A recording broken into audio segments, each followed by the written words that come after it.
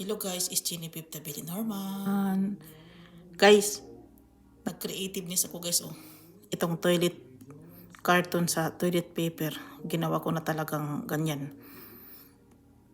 Naging creativeness na lang tayo dahil hindi na tayo mayaman sa bansang napuntahan.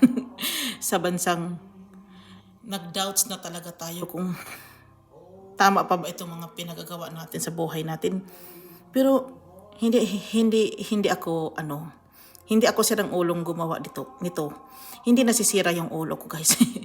Kusa ko talagang criniit siya dahil sabi ng asawa ko, he wants new. Ito na nga toilet paper Ganyan ko Wala lang.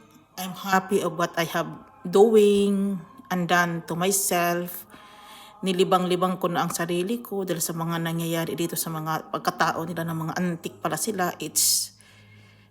Iwan ko sa kanila, ayaw na nilang mag-change. Tapos iyak-iyak. Tapos ako naman pala yung may kasalanan, hindi ko maintindihan.